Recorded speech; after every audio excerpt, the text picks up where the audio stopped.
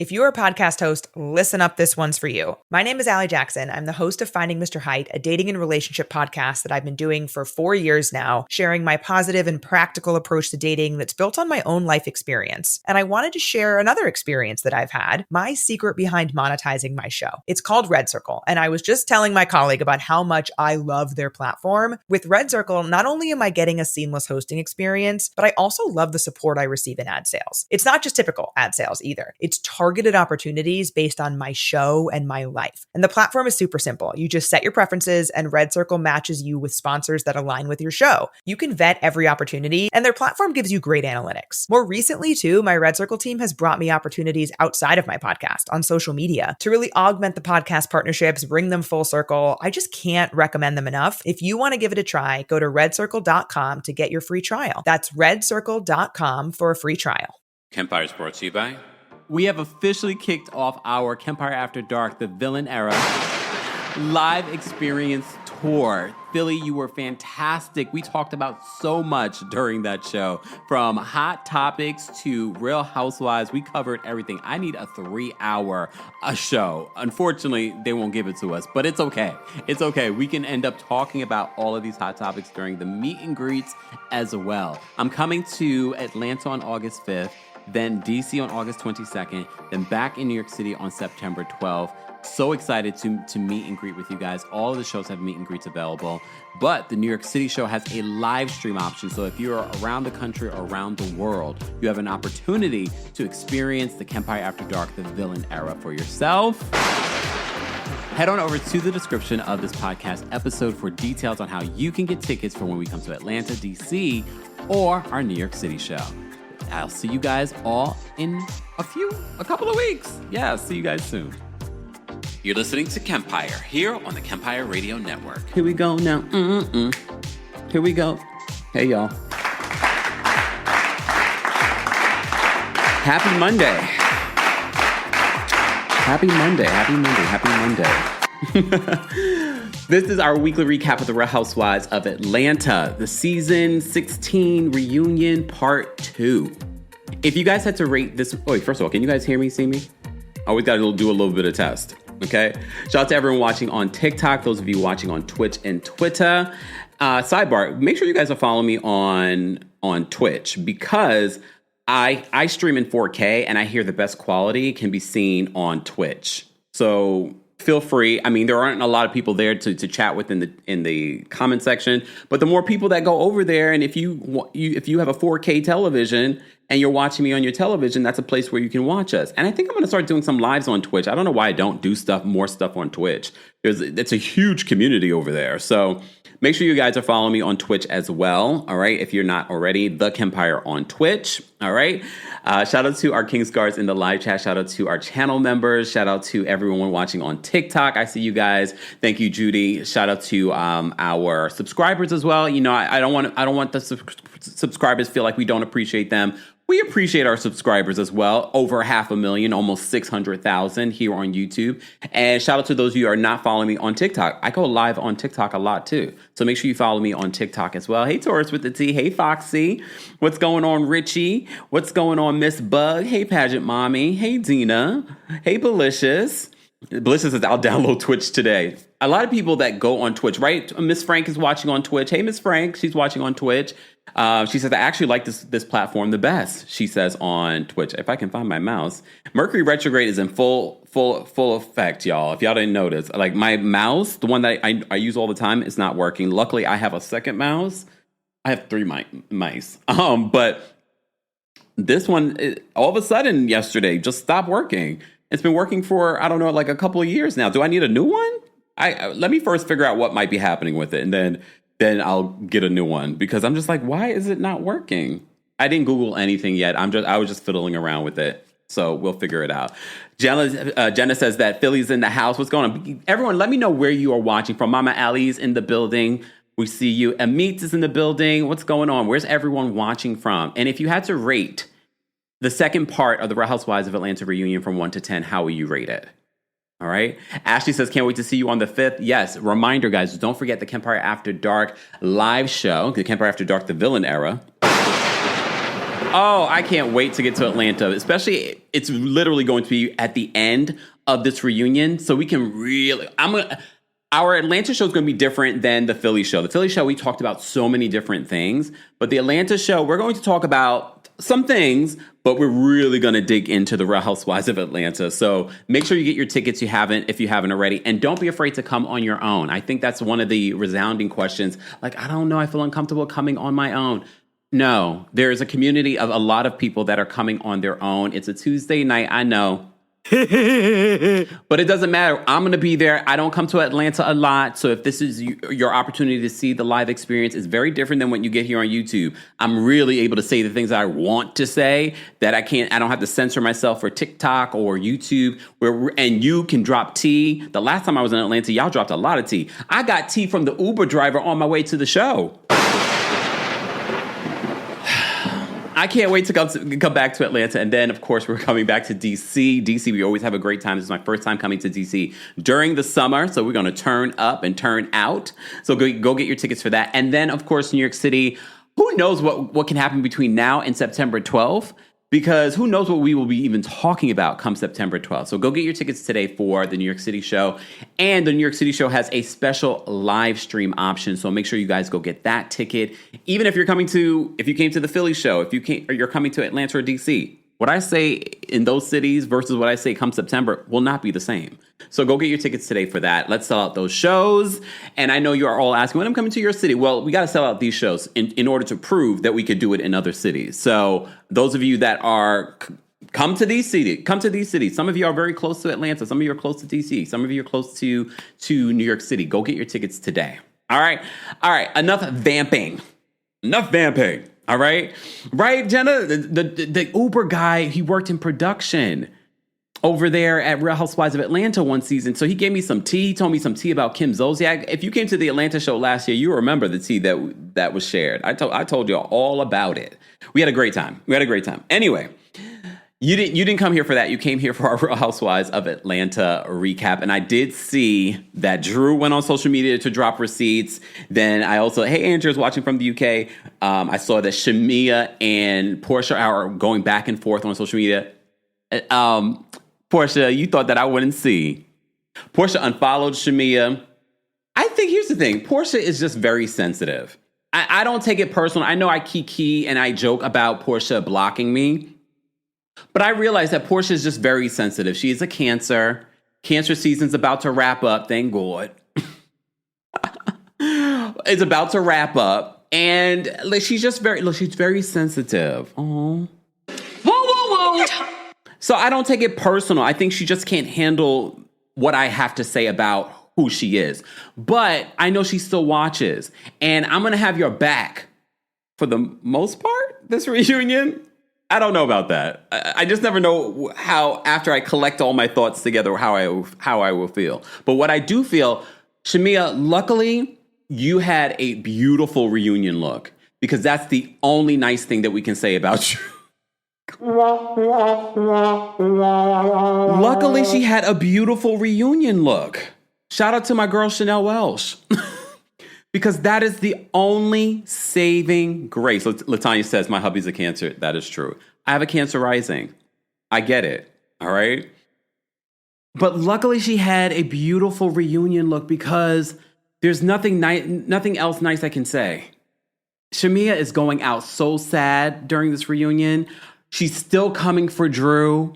You could see that she was trying to, be nice to Drew and because she saw how the fans came in support of Drew. Sidebar, did you guys see Drew performing the national anthem at that game? Drew sounded and looked great. All right. But look, y'all better leave Drew alone. But Drew, for me, if I had to pick anyone as an MVP at this reunion, it's Drew. They may have put Drew at the end. Again, I don't think there's a big deal being put at the end, but sometimes production and the network does that to prove a point. But for me, Drew has been the MVP. Okay? Drew is over there saying that someone's lying today. I was like, yeah, show me you can hit a note, Drew. Drew is the MVP. Who agrees with me? You don't have to agree with me. Who's your MVP of the Real Housewives of Atlanta reunion? Drew's my MVP. She's my MVP of the season. Yeah. Honestly, I probably would have given that to Angela until the reunion. And actually till the finale. The finale ruined Angela's opportunity to be the MVP. I think she's honorable mention, but Drew's the MVP. Because despite the messy, misshaped husband's head, despite that, I did watch the Peacock version of the reunion, which was the extended, uncensored version. So I did see that they added some other elements. Ralph is back there getting lined up. Oh my gosh, Drew, what did you do? That's the only thing. Drew, why? Why did you end up with this man? And unfortunately, but fortunately, because no one regrets your children. But why? Why this man? I want so much better for you. And it seems to be a pattern when it comes to the Real Housewives of Atlanta ladies. They end up with these thirsty, messy men. And they end up being on the show. We've seen a pattern of this. We've seen Simon Gobadia. We've seen Ralph.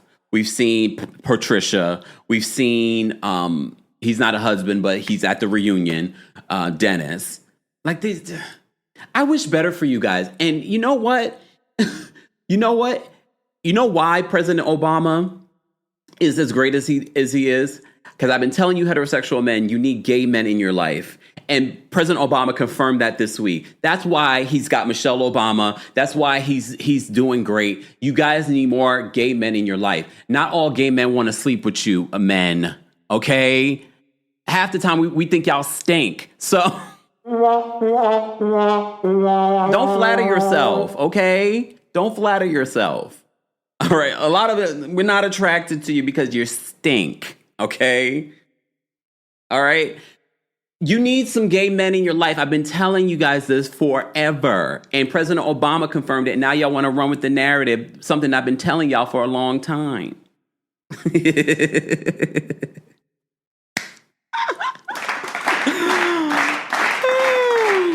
And that's why President Obama's winning. I don't care what the orange man says. President Obama's winning. He had that gay professor, and he said that it had a profound effect on his life. But it wasn't even just the fact that this man was gay. He said, you need people in your life that are going to challenge your thinking. And that's exactly what this gay professor did for President Obama. How did we end up here? Because I'm saying the men in Atlanta need more people like that in their lives. Okay? And I'm not volunteering to be one of them for any of these men. Okay? Singer DST says Greg was the MVP. Yeah. For the most part. Because in the early years with Greg, I'm not going to, talk bad about the dead. But in the early years, I didn't love me some Greg, but I ended up loving him later on in life. He definitely was a different type of guy on this show. He definitely wasn't a Peter Thomas. And if you missed it, we did go live. I think it was over the weekend or Friday night. We went live and we talked about some other stuff. So if you've been wanting to hear my thoughts on what Peter said in the Nene interview, some of the other Real Housewives of Atlanta stuff that spilled over the last few days, I did do a separate live talking about that. So I won't rehash any of that here because we have a lot to unpack when it comes to the Real Housewives of Atlanta reunion. All right. Guys, if you haven't already, be sure to like the video. It's an easy and free way of supporting not just my channel, but other channels as well. Happy Monday. I cannot believe it is the 21st already. Tomorrow begins Leo season. So shout out to all the Leos. I have a Leo moon, so I embrace all of it. So calm down. All right. If you haven't already, be sure to like the video. It's easy and it's free. Let's just start off with this reunion because even Andy was just over this whole Angela and Phaedra of it all. Angela, your receipts fell flat. It did. However, I did not forget about what Angela said during the season about Phaedra was the one to call her and give her the full name of Marcus. I don't know what to believe. I'm still paying attention to Phaedra's body language because her body language is telling me, are you not telling the truth or are you just awkward? I don't know. But I will say, Angela, your receipts fell flat. However, I understood, and you guys can let me know if you understood what Angela meant by Phaedra felt like she needed to secure her spot. Andy was like, I think her spot is secure. And she's like, I have secured contract. Yeah, you have a contract. That doesn't mean that you didn't feel like you needed to show up this season. All these housewives have contracts, and you saw them all showing up because they want to be called back. She had been put on pause for how many years? She wants to be able to secure the next contract. All right? But here's the thing, Angela. The receipts fell flat for me. I did talk about this when the sneak peek came out in regards to Phaedra calling her brother Jacques. Why didn't we never meet? We only met like Phaedra's parents, right? And her mom. We never really met any of her siblings. I don't recall ever meeting any of her siblings. If we did, it was very brief. Well, she calls her brother Jacques, who we've never heard before. And I was shocked. And you guys tell me that you actually have certain numbers memorized. I probably need to do that. I don't have any numbers memorized, okay? I need to work on that. But back in the day when we didn't have cell phones, we did memorize our numbers. I still remember my number from when I was a kid. I'm not going to say it here because then y'all could probably call it. And then I don't know who has that number now. But yeah, I don't remember any of these numbers. All right. But anyway. All right. Hold on 1 second. What is this ignorance that someone's saying here? Let me see, because y'all got me in the right time. Reality Connoisseur says, wrong, Kempire. That's not what I'm hearing from many men in the Black community. This is taking away from the secular family. All children need both parents, not a gay person. Oh my goodness, you guys really try to take something that I'm talking about funny and trying to make it into a serious thing. This is why we will never progress. Okay. Continue. I can't. I'm not fighting with y'all, especially when you don't have a picture and you're not up here. They need a secular family. Oh, whoa. Oh, I'm like, oh my gosh. Oh, Kempire says that they need gay men in their lives. Oh my God. Oh, I'm partly being facetious, but you want to take what I'm saying serious. Oh, God forbid we mention gay in the Black community because, you know, the Black community still has issues with gay.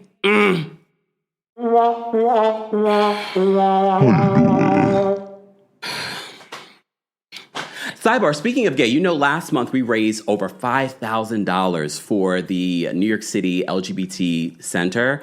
You may have seen the good news where the court said that the federal government had to turn over the federal funding. Because remember, I said the federal funding they were not receiving. Well, the court said that now the federal government has to turn over that federal funding. So, one for the gays. One for the gays. Ooh,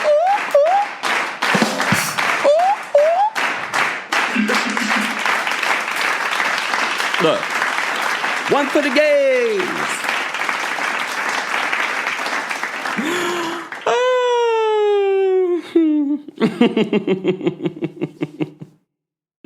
All right. Anyway, but thank you to everyone that donated. Thank you to everyone that's a part of our community that understands the support that we all need, because an injustice anywhere will become a justice everywhere.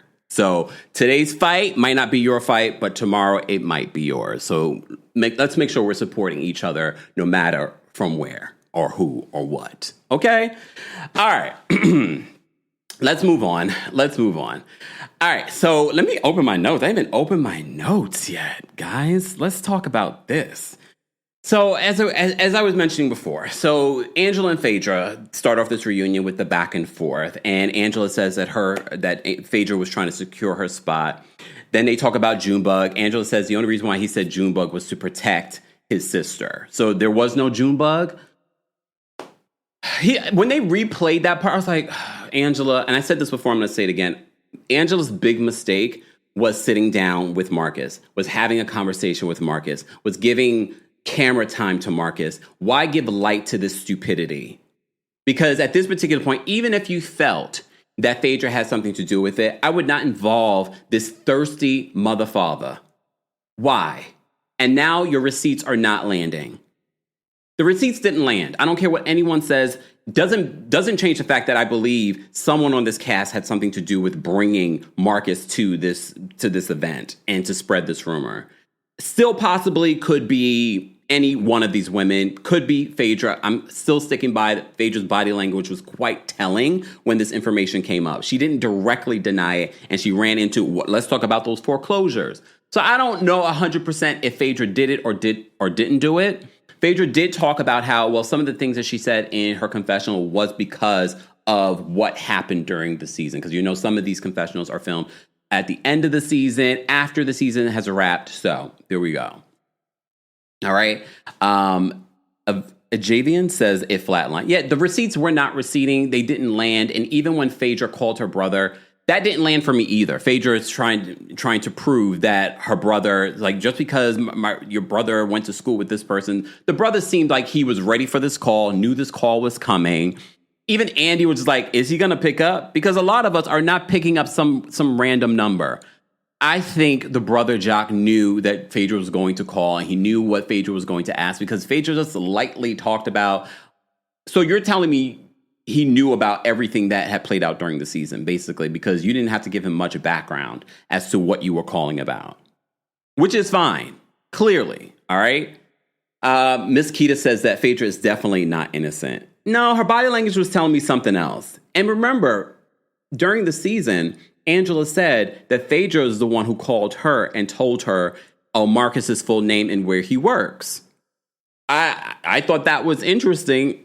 Again, we could speculate on why she did that. Maybe she was trying to be a good girlfriend, or I don't know. It doesn't necessarily make sense. But Andy seemed like he was over it, and he felt like they weren't getting anywhere, because he was like, oh, they're Facebook friends. And he was just like, and then Angela brings up, then we were at the Hawks game, and one of Phaedra's friends came up to her and was like, I'm the one with the hands. Andy Cohen, this is another reason why Andy shouldn't be hosting these reunions. He's like, hands? What is she talking about, hands? She's the one with hands, meaning that she could fight. Okay, some of y'all probably still confused by that. So she was, apparently one of Phaedra's friends came up to Angela and said that. I wonder what this friend looked like, because Angela isn't no small woman. Angela is a towering woman, okay? And she's from West Chicago. So you might got the hands, but she got Junebug. So Phaedra says, why didn't you ever mention that to me? And she's like, why would I mention that to you? I don't know. Would you have mentioned that to Phaedra, or would you have sat on that and brought it to the reunion? I don't know. But I wonder what Angela, I would have gotten to the bottom of that. Like, when she said that she's the friend that got hands, what did you say to her? Angela, did you say to her, you got hands? So do I. I'm from West Chicago. You about that life? Let's go. So I thought that was interesting. But Phaedra was like, so why didn't you bring that up? Why didn't you mention that? Okay. Drew says that Marcus seemed really scared during that interaction. All right. Kelly. Then they lead into talking about Kelly. Kelly denies comparing her marriage to Angela. I will say this: Angela's receipts didn't land when it comes to the Phaedra of it all. But what did land during this reunion was that everything that she said that people said, and then production and the editors played it back, all were true. So the receipts with the whole Phaedra of it all didn't land, but everything that Angela brought up during the season and then she brought to the reunion, they had receipts to prove it, because Kelly was just like, I never compared your marriage to my marriage. And then they rolled the tape. And now when we look back at the season, now that we know that the newbies outside of Angela formed this alliance, Shamea, you're so corny for that. You're corny for that. You formed an alliance. And I'm not saying that there aren't alliances that happen on these other shows, but we never find out about them. We can speculate on them. But we found out that there was this newbie alliance that Shamea was the head of. I don't know whether or not Porsha was really being included. Porsha says there was a scheme and a plan. Go back and watch that part when Porsha talks about it. There was a scheme and a plan. The way she said it, Porsha can be funny without even trying sometimes. She said there was a scheme and a plan, and Shamea was a part of it, to take her down, to sabotage her. She said that there was a scheme and a plan by her own bestie to sabotage her. Do you believe that? But the whole alliance narrative, not even narrative, the whole alliance that they were trying to do is so corny. But again, I'm not saying that this doesn't happen on Real Housewives. It does. They're very immature in that way. But we usually never find out about it. We just speculate on it. The fact that we found out about it Shamea, you are looking so corny right now. Again, luckily you looked beautiful. Sometimes that's what you have to do. You already know you're going to have a bad reunion, but make sure you come in not looking like Phaedra. Every time I looked at Phaedra and I looked at the helmet, and I looked at the outfit, and I looked at the glitter on, I was just like, oh, Phaedra, you look terrible. Okay, you look terrible. So Kelly says that she doesn't remember saying any of that, and then they play the clip back. They play the clip back that she did compare her marriage to what Angela could be going through. Okay. Then they talk about Angela and her looking old because, people on social media, everyone has said that she looks older than she claims to be. So everyone felt as if she was lying about her age.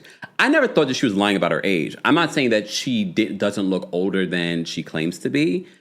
Not at this reunion. She definitely, there are certain looks on Angela that make her look younger. Okay. So Angela, a part of her manila folder was her birth certificate. All right.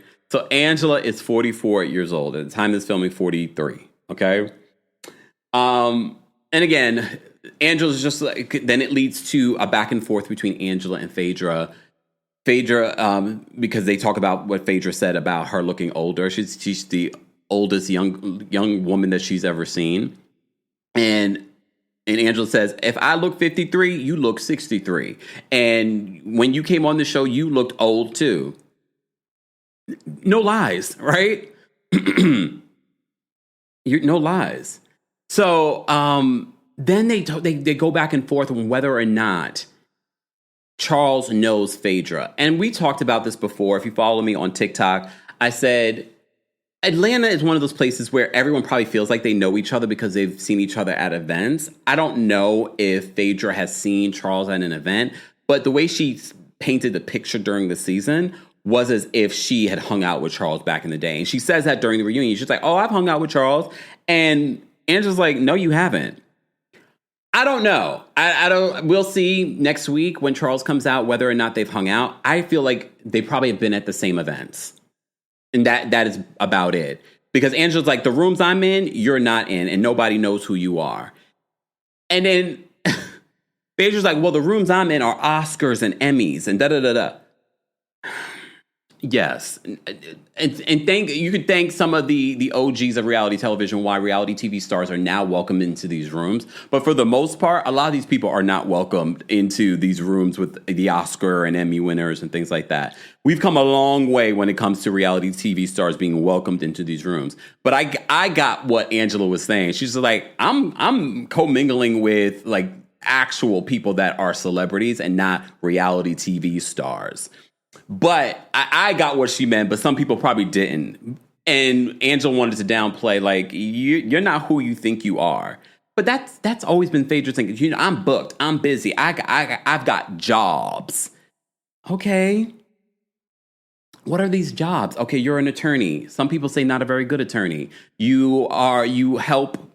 I don't know what exactly your position is at the funeral home. I don't see you really doing funerals. Now you have this fashion archive place, but I'm not even sure if you actually, like, are you a partner? Are you an investor? Like, what do you do there? So there's a lot, a Reiki healer. Thank you, Haven, on TikTok. And you called yourself a Reiki master. And as someone that is a Reiki practitioner myself, I was like, well, you said you've only done like the 2 sessions. So that does not make you a Reiki master. So and then you talk about putting crystals up your vajayjay. And I'm like, that's not something common with Reiki, but okay. Like, so you have a lot of jobs, but you don't seem to be good at many of them. Even reality television at this particular point. Oh, wait, let me not say this because, there will be the 1 or 2 Phaedra fans. You just hate Phaedra. I don't know her and neither do you. I'm talking about a reality show that I get paid to talk about. You're in the comment section doing it for free. I don't hate Phaedra. I don't know Phaedra. Calm down. All right? Tajamami says, attorney, funeral owner, if she owns it, do not downplay it. I don't think she owns it. She definitely doesn't own the funeral home. That's the other guy that owns it. She doesn't own it. And no one's downplaying. What I'm saying is you could talk about having all these jobs, but are you actually good at them? Are you actually making money from them? We could all have a bunch of jobs and not make money from them. There's a lot of talk about, I have jobs, but are you good at them? Okay. Queen says, wait, I lost your comment, Queen. She says, a jack of all trades is a master of none. Okay. Hold on. I'm trying to get all your comments in here, guys. Keisha says, oh, Kempire is rested and ready today. I love it. All right. But anyway, we don't hate Phaedra, okay? We don't always like everything that Phaedra does. What I will give Phaedra credit for is her apology to Shamea in this reunion. One of the things that I said that I wish she would have done with the whole candy of it all, especially coming back into the season, even in her most recent interview with Jason Lee, she still doesn't show any accountability or remorse for that situation. She makes it seem as if, oh, she was set up, she had to take all the blame and no one else. Okay. All right. We've digressed. So we have that back and forth between Phaedra and Angela in the very beginning of the reunion. I just want to see if there was anything else that I wanted to mention. Oh, Angela does, because viewers asked whether or not Angela felt like Drew really didn't have her back. And they flash back to when at Cynthia's Bailey Q, how everyone was coming at Angela and conveniently Drew walked away. We talked about this during the season. So Angela confirmed, she's like, she did feel like Drew did not have her back. And Drew says, well, I was going through a lot. I didn't want any involvement in any of that. So of course, here comes Shamea. Because Shamea can't help, but she just does not like Drew. I don't know what it is about Drew she does not like. I don't know what it is. So she's like, oh, well, if you can talk about feeling like you can't be support for Angela in this moment because of what you're going through, why can't I support Porsha while she's going through what she's going through? And Drew is like, she's like, I want so much for you. she's like, I want so much more for you. And we all do too, Shamea. You just came out so lame. But we're going to revisit those issues a little bit later on in this reunion. Oh, Shamea, you should have just sat there and be quiet. Did y'all see when Shamea went backstage and she calls her husband and she's just like, I've been giving everyone grace. I'm not interrupting people. Shamea, you're not a newbie. You know how these reunion go. You choosing to be quiet? No, you are choosing to be quiet because you don't have anything of relevance to say. You don't have the clapbacks that you did in your confessionals. And now I'm starting to think those clapbacks that you had in your confessionals were written by production. And it wouldn't be the first time. They've been doing that for years. They don't do it for all housewives. But remember, I talked about this with Kenya on her YouTube channel. And I was like, oh, Kenya's proving to us that all those slick comments in her confessionals are from her. Okay? I'm sure people have fed her stuff over the years. But all her slick comments, because she's quick with it, even without being produced. So, Shamea, all those little quick comments that you had in your confessionals is saying to me that you had someone give them to you. Or you rehearsed them, because you're definitely not showing up during this reunion, in my opinion. Jola says Shamea isn't meant to be full-time. That's it. That's all. Damn. Maybe she isn't. Maybe she shines better as a friend of. But at this particular point, I don't know. No. Damn. Hold on. Keith says Phaedra's body language is why she and Sheree lost to Bob Whitfield. That is a pretty awkward scene from yesteryear. Yes, guys, we are going to be launching a new segment here on the channel, so stay tuned for that. We're going to be revisiting some of your old favorite episodes of Real Housewives, so stay tuned for that, and also reality television, so stay tuned for that. If you haven't already, be sure to like the video. It's an easy and free way of supporting not just my channel, but other channels as well. We have nearly 2,000 of you just on YouTube watching our Real Housewives of Atlanta Season 16 Reunion Part 2 recap. If you're part of the replay, be sure to let us know where you're watching from, how you would rate Part 2 of the Real Housewives of Atlanta reunion, and your thoughts on everything that happened in the reunion or what we're mentioning during our recap. All right, we'll get back to what happened backstage, but before we do that, Phaedra discusses skipping out on the Married to Medicine reunion. So Phaedra says that she had nothing else to give them. This is why I can't trust a word that comes out of Phaedra's mouth. Do you understand why we have trust issues with Phaedra? She can't seem to just ever tell the truth. She's just like, I just feel like I just had, and mind you, the body language tells us everything. She's like, I just feel like I had nothing else to give them. She's like, they didn't see my value. We're still waiting to see your value from those 2 seasons that you gave or didn't give to Married to Medicine. She didn't go to the reunion because she had secured her new contract with Real Housewives of Atlanta. She had moved on. She had just like, I don't need to show up to that reunion. I secured my contract. She probably got paid for that reunion regardless of being there. So she knew that she didn't need to show up. She didn't want to be held accountable for anything. That is her MO. All right? So she says, they didn't see my value. And she's like, anyway, I was originally a housewife anyway. I didn't understand. As an attorney, I would think that she would have better answers. This is why when Cynthia says win a case, this is why she can't win a case. She, as an attorney, we know so many different attorneys. You never want to battle an attorney, but I would battle Phaedra because Phaedra's something you're like, even though I will give Phaedra credit on Traitors, when she's going up against someone lame, she can definitely take them down. But girl, that is your explanation for why you didn't show up to the reunion for Married to Medicine, why you were so lame on Married to Medicine. This is why I believe Angela when she says you needed to secure your spot, because you did not secure your spot on Married to Medicine. I don't even know if they would have brought her back to Married to Medicine for a 3rd season, if we were being honest. Definitely not for showing up to the reunion. But we shall see what she brings in season 17. Probably something orchestrated. She's probably already trying to figure it out right now. What's going to be my storyline? I do not want to see another scene with you and Shaq slobbing down. Another paid hired hand. Another hired hand. But okay. Lou says Dan was dull though. Well, here's the thing. Dan is not. She's talking about Dan from Traitors. Dan is not. He's not a reader. Okay, he is a thinker. He's a gamer. We're talking about Dan from Big Brother on the Traitors. Anyway, let me get back to this, guys. Let me get back to my notes. So she talks about that. She talks about being originally a housewife. That's why she's just like, this is where I'm supposed to be. All right. Then they talk about the advice that Phaedra gave Britt during the Grenada trip, which we said, great advice. Porsha had to jump in there. She's like, you know what? I never saw an OG give advice like that on camera before. And I was just like, didn't Nene give you that kind of advice when you dragged Kenya across that reunion stage?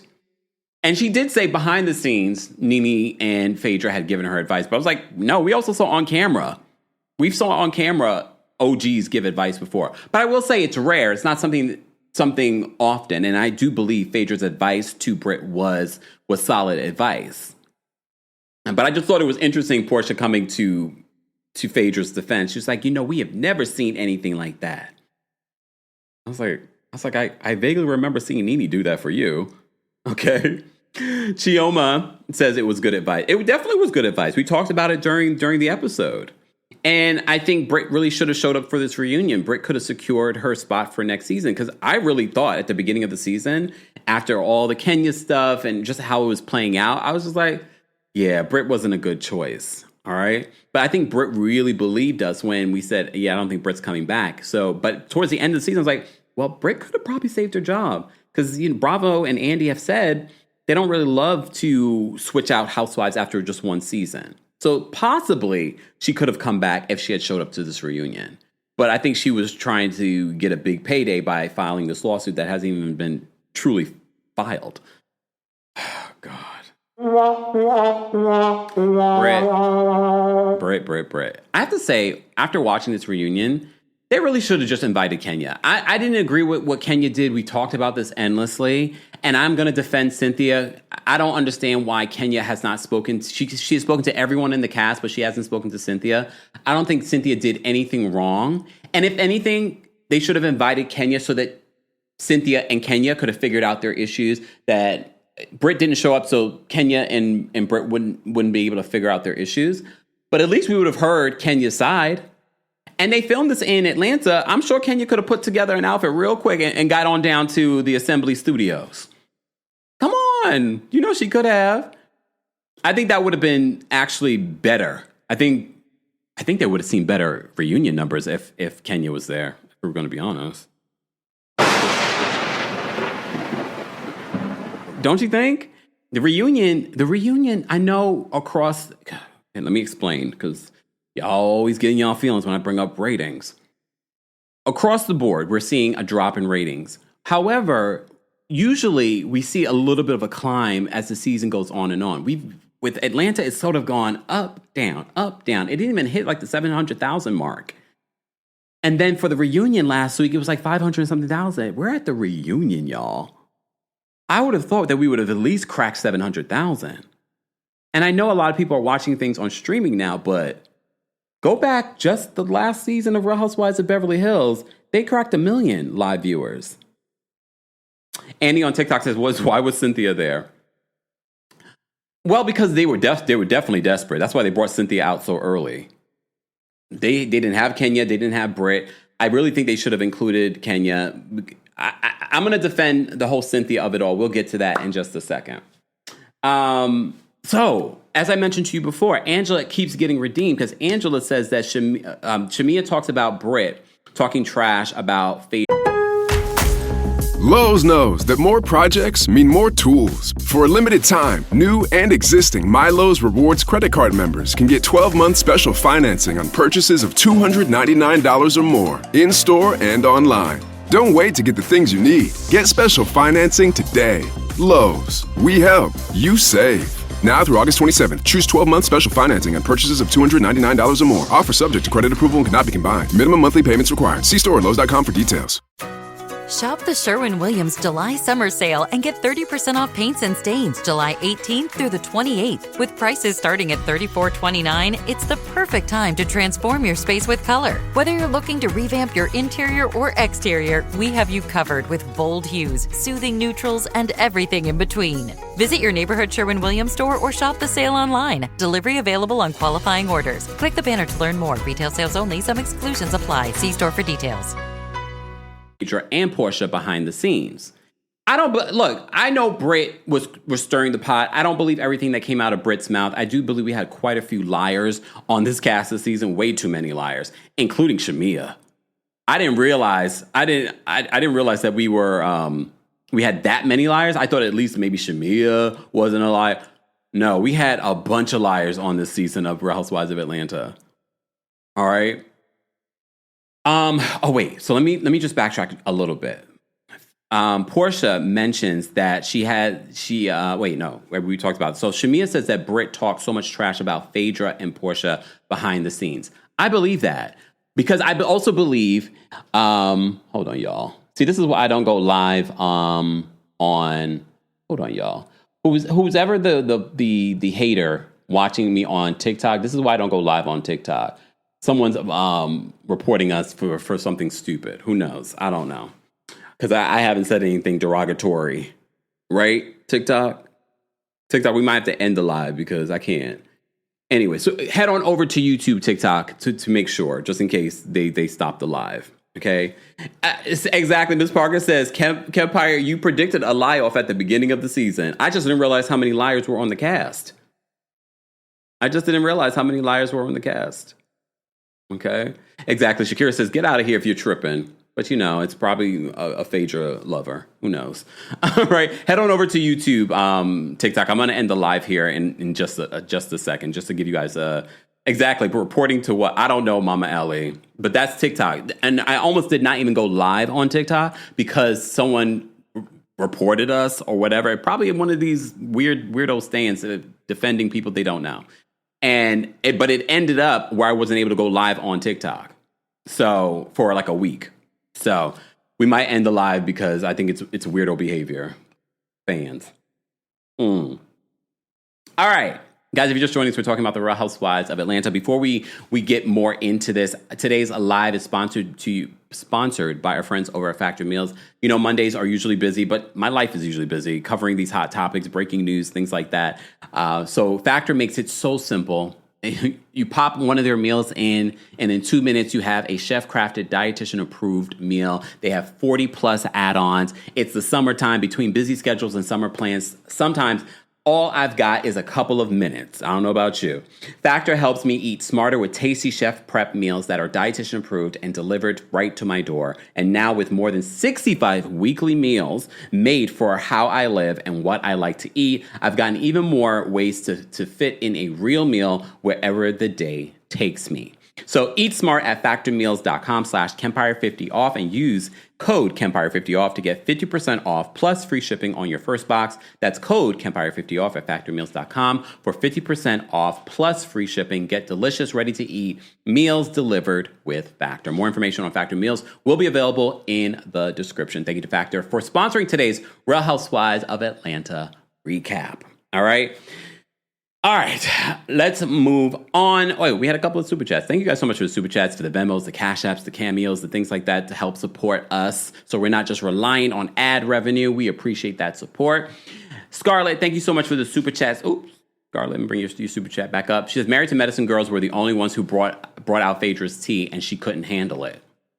That's why she cursed out Apollo's wife. No one on RHOA can keep up with her, so she went back where she was safe. For now, thank you, NYCDMP, and for being a member. Angela and Faye in it for a second season. All liars. Love you. Thank you so much. Appreciate the support. Guys, you could also support just by liking today's video. Don't forget, you can also get, who? What are we talking about in the chat? Anyway. Oh, Malcolm-Jamal Warner. We have breaking news. Hold on. Oh, no, y'all. Please hold. I got to look this up. Hold on 1 second. Oh, no. We have breaking news. Cosby Show star Malcolm-Jamal Warner has passed away at the age of 54 years old, according to TMZ. They said the Cosby Show alum Malcolm-Jamal Warner has died at the age of 54, TMZ has learned. TMZ has an unconfirmed, though reliable source who says that Warner has died as a result of an accidental drowning. As you know, Malcolm-Jamal Warner straight up owned the 80s with Theodore Huxtable on The Cosby Show, snagging an Emmy nod and locking in his spot in TV royalty. He kept the hustle going with sitcom fave Malcolm and Eddie, voiced one of the coolest cartoons, The Magic School Bus, and even flexed his music chops with a Grammy win in 2015.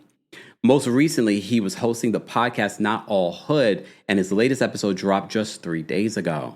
Malcolm-Jamal Warner leaves behind a wife and daughter. He chose not to publicly share their names, always keeping his family life private. He was 54 years old. Wow, we just had some breaking news, guys. If you're just joining us, Cosby Show star, Malcolm and Eddie star as well. Malcolm-Jamal Warner, according to TMZ, has passed away at 54 years old. Wow. Damn, that is so sad. I didn't even realize that I think I knew that he was married. But again, he kept his life so private. Wow, that's really sad to hear. Rest in peace to Malcolm-Jamal Warner, guys. We just had some breaking news from TMZ that he passed away. They believe, according to an unconfirmed source, but reliable source, that he died as a result as an accidental drowning. Damn. Wow. Sorry to hear that. Rest in peace to him, and shout out to his family. Wow, I saw a comment in the live chat, and I said, "Wait, who? Warner? What Warner?" And I was like, "Wait," and then someone else said that Malcolm-Jamal Warner passed away. Wow, rest in peace to Malcolm-Jamal Warner. Wow. All right. We're gonna get back into the swing of things. It's hard to get back into the swing of things, but I just saw that, so I wanted to at least address it. I'll keep you guys posted because here we don't just talk about Real Housewives. We talk about everything in pop culture. TikTok, I will get back to you guys later because we did get a little bit of a warning here. So head on over to our YouTube channel so you can see the rest of our Real Housewives of Atlanta recap. We just had some breaking news about Malcolm-Jamal Warner. We appreciate you all being here. Everyone, I will see you guys later on TikTok, or make sure you follow us here. I will have more updates on that. All right, so let me just end this on TikTok just because TikTok was acting weird. All right. Rest in peace to Malcolm-Jamal Warner. Sorry to hear that. Wow. Again, when we report on stories like that, it's a reminder to us that are still here to live more fully. 54. That is super young. That is super young when you think about that. Wow. Very sorry to hear that. Very, very, very sorry to hear that. All right, let me get back to this. So Shamea says that Britt talked so much trash about Phaedra and Porsha behind the scenes. I believe that, but I also believe that Shamea was a part of that. Now I'm looking at Shamea very, very differently after part 2 of this reunion. I mean, even just after the season, but especially after this reunion, I'm looking at Shamea like, I don't trust you. You were forming this alliance. You wanted to pull Porsha into this alliance. I believe, along with Britt talking trash about Phaedra and Porsha, you were there doing the same thing. Anyone else believe that? I just saying. So yeah, I'm looking at Shamea very differently. So Angela says that Shamea brought up her issues with Porsha during the Pampered by Porsha event, okay? Because she says that her and Phaedra never had a combo about Phaedra's allegations. So they talk about that. And even then, it's sort of like, okay, why aren't you owning this? This is why I kind of look at Shamea with the side eye and like, withholding information is lying. Can we all agree? Withholding information is lying. I don't care how Shamea wants to spin it and make it seem like I've moved on, but clearly you're talking to other people about your issues with Phaedra, that you still have an issue with Phaedra. Phaedra never apologized. And Phaedra's like, we talked off camera before I came into the season. And it seemed, I have to give Phaedra her credit here, but none of y'all will pay attention to this.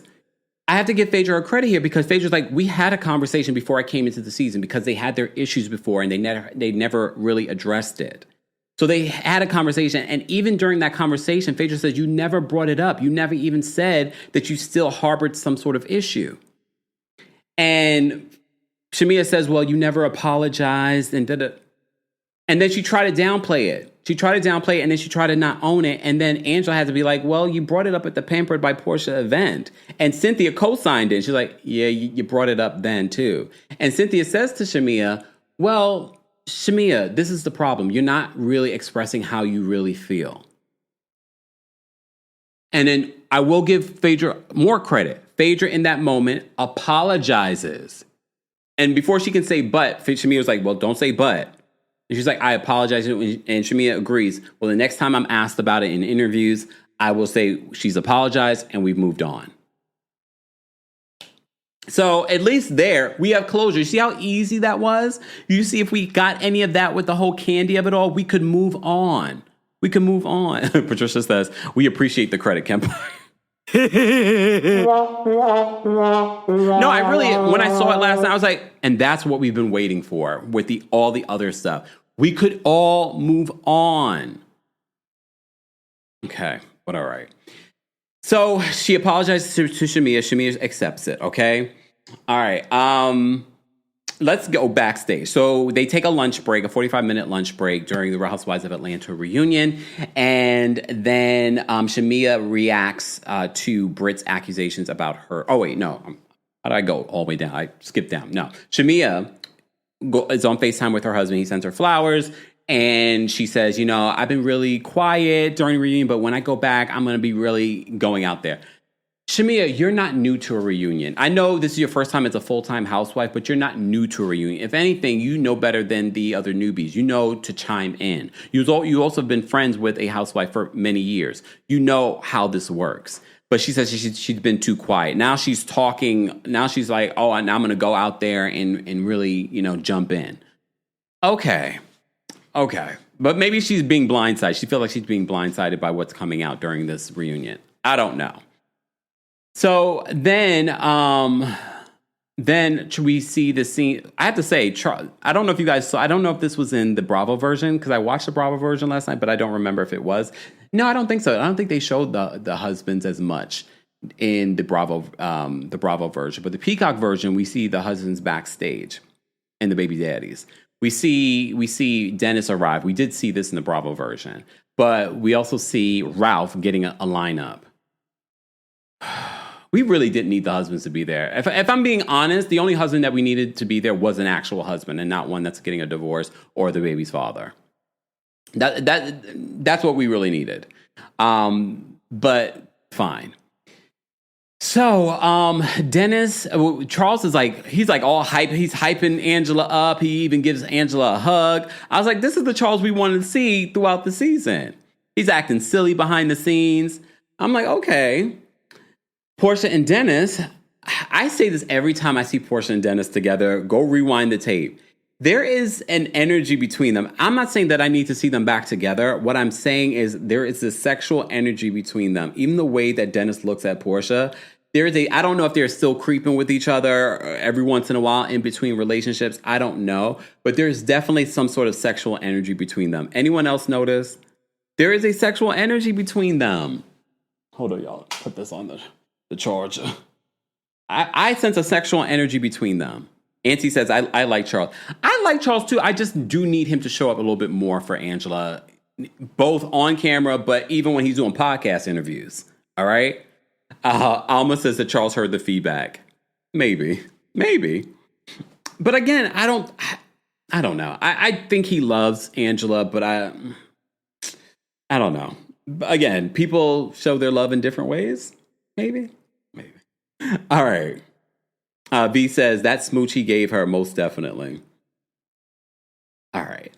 So I believe that there's a sexual energy between Porsha and Dennis.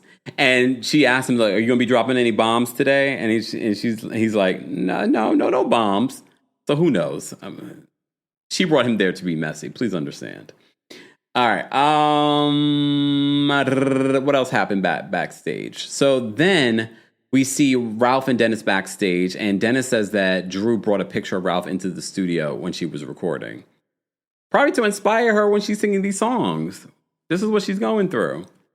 We could have did without that scene with Ralph. That was on the Peacock version, y'all. Shamea and Kelly hang out backstage, and Shamea, she walks in, she's just like, Shamea talks a big game, but she's not the big bad wolf that she claims to be. Because she's like, to Kelly, I've been trying to be kind and not chime in. And she's like, I'm not going to do that. Then they talk about Britt not being there. She's like, why is Britt not here? Then they talk about Porsha's energy. Kelly's like, Porsha's energy seems to be off. Her foot is shaking and things like that. Do you guys think, based off the edit, again, we're watching an edited show, Porsha seems fine. I will say Shamea's energy seems a bit off. Kelly, who's normally loud and boisterous, also seems very quiet in comparison. In my opinion. All right. What else happens backstage? I don't believe we saw this in the Bravo version, but Angela joins Kelly and Shamea in Kelly's room. And based off their interaction, I can definitely see that if everyone comes back next season, I can definitely see them being in a better place with Angela and them trying to suck Angela into their new alliance. Because please understand, just because the alliance blew up this season, if they're creating these alliances, don't be surprised that they're going to try, without calling it an alliance, try and pull Angela in because Angela became a fan fave this season. So don't be surprised that they try to pull Angela in. Angela, don't fall for it. They're not your friends. They're not your friends. You're fine on your own. I think you should get along with everybody and have a good time, but don't let them pull you into any sort of phony alliance because you saw how that fell flat for them. You being your authentic self, although the receipts fell flat, you being yourself did not during the season. All right. Elsie says, I dislike Kelly so much. I don't dislike Kelly. I know a lot of you, and again, this sometimes makes a great reality TV star, is someone that invokes a strong feeling out of you guys, even if it's hate. I don't hate her. I do think the money's kind of funny. So D says a collusion. Lord, remember that? Wasn't that last season with the Real Housewives of Atlanta girls? Collusion? Lord. How many times are they going to bring up Candy? They brought up Candy so damn much. Y'all might as well bring Candy back. I don't want Candy to come back. And Candy was asked about coming back on Watch What Happens Live last week. Candy does not need to come back. I've said this before. I'll say it again. Candy stayed way past the time that she should have stayed. She really was able to take this and launch multiple businesses and success for herself and opportunities. She does not need to come back. This platform for reality television should be a platform to catapult you to other things. What happens in this Bravo universe and reality television, it becomes this toxic cycle of always being in reality television because they don't get residuals. So they feel like, oh, my next check has to be something. No. I just saw a clip of Tamra and Black Dolores talking about, I guess they were talking about Bethany Frankel. And Dolores is like, this is the bread and butter that made Bethany Frankel, blah, blah, blah. Yeah, but here's the thing. You and Tamra have to remain on reality television to remain relevant. Bethany Frankel, although I don't love her all the time, has an actual liquor brand, has an actual brand that makes her money, even if she's not on television. Her brand still is successful without the show. She was able to sell it for hundreds of dollars. Imagine? No, millions of dollars. Okay? So y'all can't compare what Bethany has built for herself. And now Bethany is like a big time influencer by sharing brands that she likes on social media, and she's getting big, probably $1 million partnerships with these brands. So she's done what a lot of these housewives wish that they could do, is to catapult the reality TV space and do something else outside of it and not be reliant on that TV space.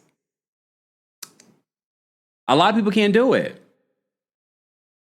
Sailor Moon says that Bethany is at another level than the rest. Yeah, no matter how you feel about Bethany, the truth is the truth, But okay.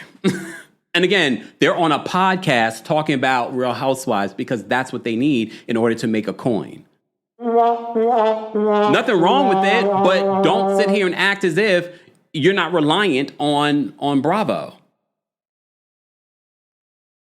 Anyway, I've digressed. Yes, we had the breaking news, guys. For those that are just joining us, Cosby Show star Malcolm-Jamal Warner has passed away at 54 years old. According to an unconfirmed source, but reliable source, TMZ is saying that it was a drowning. I'll have more on this later, so stay tuned. All right. Let's move on. Let's get to the nitty gritty of stuff. Okay, so Kenya and the Brit of it all. Because as we said before, I wonder how they're going to handle the Kenya and the Brit situation. So Andy does read Kenya's statement on social media and Brit's statement on social media. Kenya basically set herself up to return based on her statement, because she took some accountability finally. She apologized to everyone, including Brit, in her statement. Brit dropped the bomb, I should say, in regards to saying the photo that Kenya shared at the event actually wasn't her, which led to a conversation, Shamea saying, I thought that was interesting. I'm not taking away from what Brit felt, but that night they all went out and they were having a good time and she didn't seem distraught. Do you guys think that Brit was actually distraught? I mean, look, I've never had someone do what Kenya did to Brit, again, in a public way to expose like your private situation. Again, at no time here on this platform have we made excuses for Kenya doing that. Okay, what we said, it was wrong. She should have never done that, and she should have never done that at her own event too. All right? But what we've also said is that Brit should have never threatened her with pistols and whips and things like that. We also said that Bravo handled that situation completely wrong. Andy, you guys noticed, Andy said that Bravo investigated that situation, but you noticed he left out what he said on Watch What Happens Live. Go back and watch that episode of Watch What Happens Live. Did they edit it out? Because that might be a legal issue for them later. Because he says that they conducted an investigation and discovered that Brit did nothing wrong. He didn't say it at the reunion, though. Just saying. All right. So they talk about that. Angela says that's why she asked the question at the bank, because it seemed as if during the season, we said this, it felt like Brit was harboring on an imaginary beef with Kenya. So Angela admitted that she was the one who put that messy question in the game that they played at the bank. And she said that's why she put it out there, because she wanted Kenya to know that Brit felt this way about her. because she said Kenya did not know. Okay. Cynthia then addresses her support of Britt and her lack of support for Kenya. Here's the thing. I'm going to defend Cynthia. I don't care what anyone says. Cynthia did nothing wrong. All right. In that situation, I think we've held Kenya accountable. We're not even friends with Kenya like that. However, what Kenya did was wrong. Okay. We're not going to sit here and argue that. Okay. But everyone that has been so mad, they probably should have just said Team Toro was mad at Cynthia. I don't think Cynthia did anything wrong. There's so many things we could say about Cynthia Bailey. In this particular situation, Cynthia says even if her daughter did something like this, she would hold that daughter accountable. All right. And according to Cynthia, she says Kenya has talked to everyone in this cast, but she still to this day has not returned Cynthia's calls. Here's the thing. I think if Kenya was invited to the reunion, I'm not saying what Kenya did was right in regards to how she handled Cynthia, but I think if Kenya was invited to the reunion, Cynthia and Kenya could have at least hashed out their issues and we could be done with it. Okay, Brooklyn says, yes, I noticed Kempire. Andy's moonwalking. I mean, I'm sure legal probably told him what to say, if not edited what he said. Okay. Cameron says that Cynthia went on a press tour discussing it. Well, no, she does press as per her contract for Bravo, and people asked her about it during those press. She didn't do a press tour. Y'all have to understand what's in these ladies' contracts. As a part of being a part of the show, they're required to do interviews and press and things like that to promote the show. We saw all the ladies do it. So, of course, people asked her about it. Miss Esquire, thank you so much for being a member for 42 months. 42 months. Miss Esquire says, if your friends can't hold you accountable, then they are not your friends. They are sycophants. Yes. I mean, look, that's the type of friend that I am. I don't know what the type of friend that you guys might be, but that's the type of friend that I am. All right. Speaking of members, I am going to drop the call-in link because I still have a lot more to talk about. But I am going to drop the call-in link for our members first. So if you're a member of the channel, shout out to everyone watching. I see you guys on. I'm sorry, I keep forgetting to look over here. Shout out to Miss Fank, and Domini is watching on Twitch. Who else is? Oh, Nelson the Virgo's watching on Twitch. Hey. So don't forget, guys, you can watch us on Twitch. Let me just drop this call-in link for our members. Shout out to our King's Guard. Shout out to everyone that is here that's already liked the video. We appreciate it. I also have what's been playing out on social media between Shamea and Porsha, so I haven't forgotten about that. I just haven't gotten to that part of the reunion. Sidebar, Tyson Beckford looked juicy on Watch What Happens Live last night. I'm not watching King's Court. I just can't.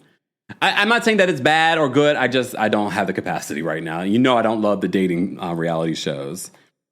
But I've heard good things about it so far. So, Bravo, you're welcome. Go watch it. Look. All right. So if you're a member of the channel, I've dropped the call link for you guys on the community tab or the post tab. Now it's called here on YouTube. Those of you in the live chat, I will drop the call link for you guys once you get us to a certain amount of likes. We have 2,500 of you watching on YouTube. And shout out to those of you watching on Facebook as well. Sharon, thank you so much for the super chat. Sharon says, why is it hard for them to believe that Marcus guy is just crazy? And wandered up to start mess and get famous. Maybe it wasn't Phaedra or Angela. I definitely don't believe Angela came up with this as a scheme. Okay. But I think we've come to that conclusion. How do we know it's just not Marcus making these things up? Even when they flash back and you see Marcus talking about, Junebug and the Godfather, I was like, this is not landing for me. So I agree with you, Sharon. He might just be a delusional fan. All right. NYC DMP says, Femtaro stat. I love him. Heartbroken. Oh, in regards to Malcolm-Jamal Warner. Yeah, sad. Elizabeth, thank you so much for the super chat. Elizabeth says, Shamea and Porsha going at it on Instagram right now. I'm not going to go with the play-by-play. I do have some of what they were saying on socials, so we'll talk about that in a second. Hold on, y'all. I need to sit down because now I've been standing up so long, or at least lean on something. All right. Oh. Hold on. Keith says Shamea is extremely passive-aggressive instead of addressing issues head-on. She'll rather soak in resentment and harbor one-sided beef. Stand up. Hey, y'all. And I'm back. I had to sit down. I'm like, oh, my gosh. You know, and it's the summertime, and it's hot in the studio. Let me zoom in a little bit. I was like, let me sit down. I've been standing up for what? How long have we been? For over an hour. Okay. I'm not as young as I used to be. All right. Let me just say thank you. We had some more super chats that were in here. And shout out to Butter. More information on Butter will be available in the description. Let me say thank you, April, for the super chat. April says, so he couldn't get a lineup in the basement before coming to film. He thinks he's a star of the show. He's so thirsty in regards to Ralph.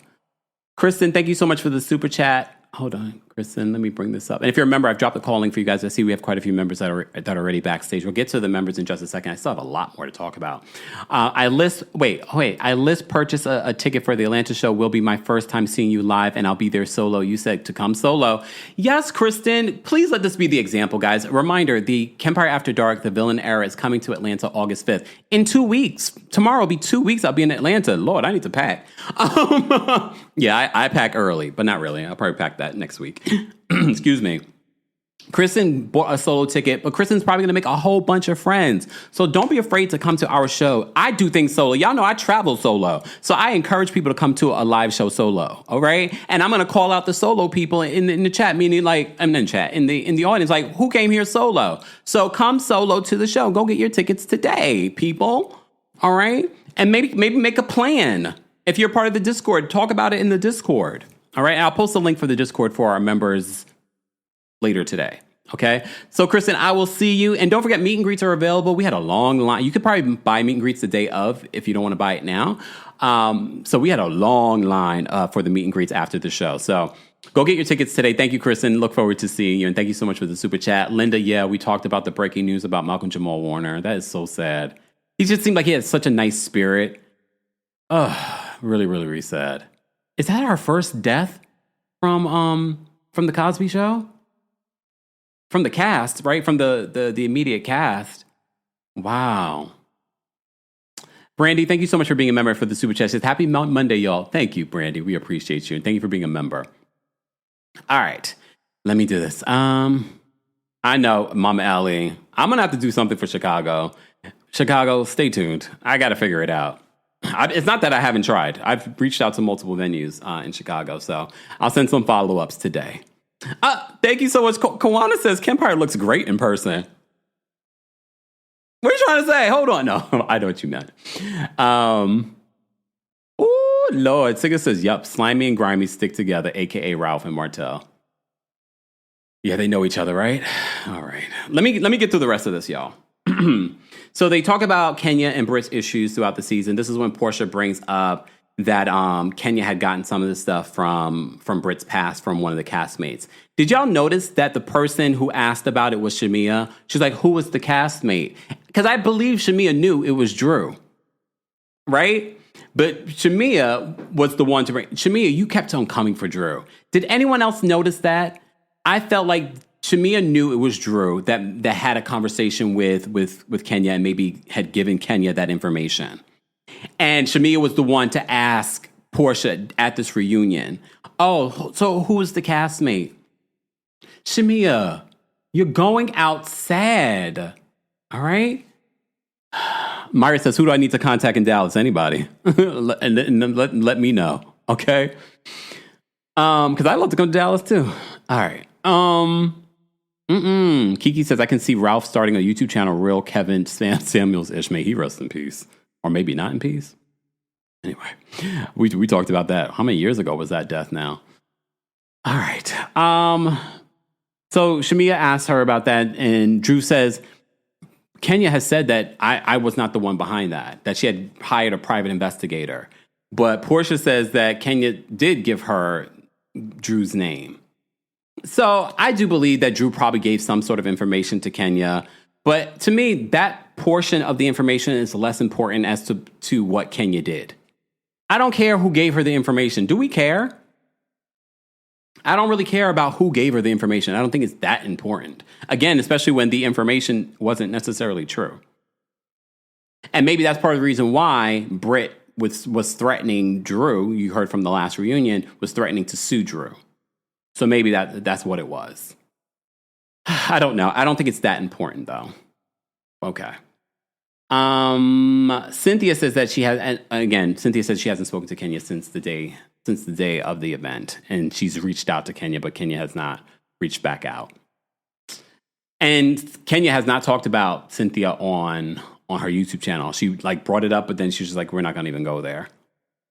I don't understand Kenya's issues with Cynthia. She would have to talk about it for us to understand where she's coming from when it comes to her issues with Cynthia. I don't see what Cynthia did as anything wrong. So, yeah. Monique says, did Malcolm-Jamal Warner really pass away? According to TMZ, according to a confirmed source, it was an accidental drowning.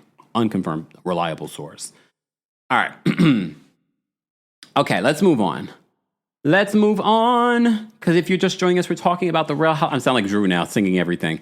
We're talking about the part 2 of the Real Housewives of I can't even speak. Real Housewives of Atlanta, season 16 reunion. Okay. Jessica says that Kenya recently shaded Cynthia. Yeah, I don't understand the shade. All right, so then they move on to Shamea's package in regards to what she's offered this season. Shamea, after her package, reacts to Britt's accusations about her child. Look, no parent wants to be questioned in regards to their parenting. She's like, she doesn't need to come up with some sort of fake storyline in regards to her daughter. I don't feel like Shamea's storyline with her daughter was fake at all. I don't believe that at all. I mean, clearly. I didn't like that Shamea in interviews made it seem like Britt was talking trash about her daughter. The way that Shamea made it seem, but I get how Shamea tried to associate the two, but I was like, the way you try to paint that isn't exactly the way it was. Because I thought that Britt had really said something terrible about her daughter. I mean, maybe it was edited out, but they never talked about it during the reunion. Okay. Marika says it was confirmed by People Magazine. Thank you, Marika. I'll get you guys updated in another video in regards to Malcolm-Jamal Warner once we have more information. We just had the breaking news during this recap. Okay. So they talk about Shiloh. Shiloh was doing a lot better. She says that they have a new surrogate. They did try with the other surrogate. But apparently it didn't take with that surrogate. I wonder if that's normal to move on to another surrogate like that during these, if it doesn't take with the surrogate, but maybe something else happened with the surrogate. And again, if something happened with the surrogate, it might be like private health stuff. So anyway, so she talks about that. What else does she talk about? Oh, so Shamea and Drew talk about the issues that they've had during the season. Shamea constantly shading Drew's music. You can see that Shamea, it was doing damage control because she got so much backlash for all the digs that she was taking at Drew and her music. Okay. And then she says, well, Drew, you had a fantastic album, but I never took a dig at your singing. And then you talk about Drew taking a dig at Shamea's singing. Okay. Drew then brings up the whole conversation that Shamea brought up during the radio interview, where she says that that Drew talked about speaking 5 different languages. Drew brings out a prop, and she has the book, The 5 Love Languages and things like that. Shamea says that she's read it before. Okay. She's read it before, she says. So Porsha, okay, wait, I'm jumping ahead. Shamea then brings up this fake book. Oh, no, this fake purse. All right. I'm just so tired of talking about them. So she brings out the fake Judith Lieber bag that she accused Drew of having. Drew has brought out the receipts, okay, on her social media. All right. Guys, if you're just joining us, we're talking about Real Housewives of Atlanta. Let me just bring up Drew's receipt. So Drew posted the receipt on social media. Okay. So she has the receipts for the song and her buying the bag. All right. This was just another lame attempt from Shamea. I'm like, come on. My goodness. It was just another, I was like, okay, Shamea, you're going out so sad. You're going out so sad with this. Just lay off of Drew. It's not landing. I'm at Work says the fake purse was cute. L. Ramney says that Drew cleared with receipts. She did. She probably also was not prepared at the reunion that Shamea was going to even bring that up. She's just like, it's real. It's in my closet. And Porsha was like, can I have the bag? Can I have the bag? Mm-mm. Fine. All right. So then they start talking about Porsha and Shamea's issues, okay? So this is the bulk of the ending of the reunion. I'm sure they'll talk more about this on part 3 of the reunion. But Porsha talked about why she believed Britt and the text messages because the things that Britt said that were in the text messages were real. All right? So Kelly is what's the word? She's going to ride with Shamea no matter what. They're in an alliance. The alliance has been exposed. Okay?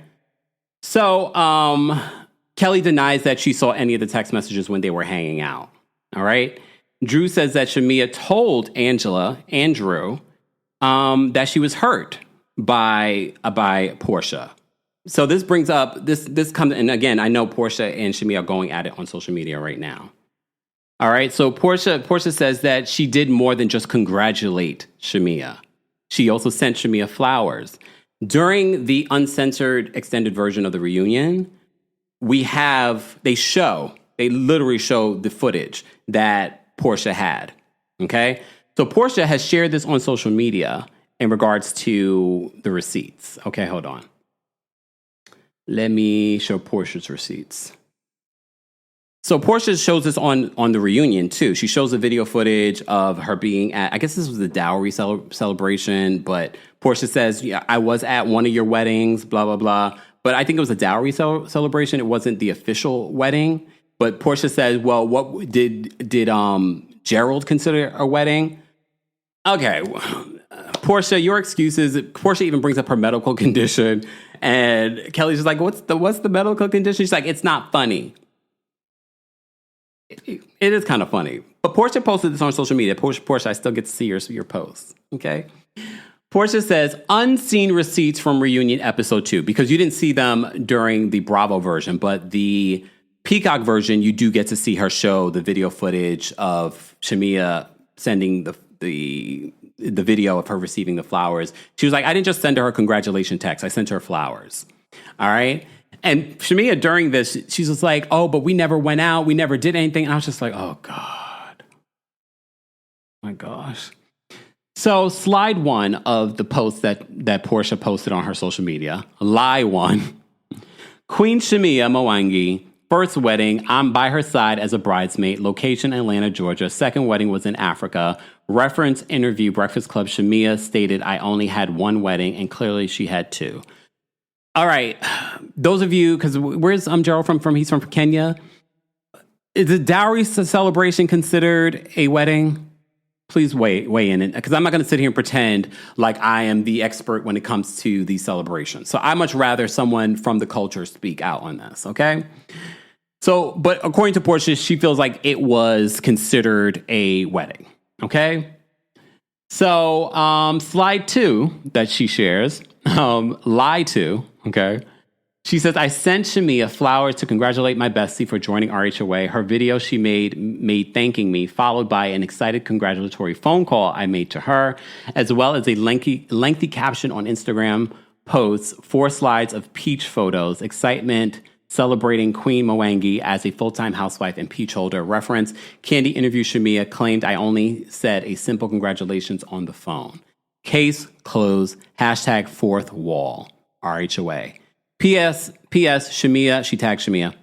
Lying again in her latest post, she claims flowers were for a birthday when the card I sent on flowers clearly said, love and congratulations, Queen, for her getting a peach. Going out sad, sis, Delulu.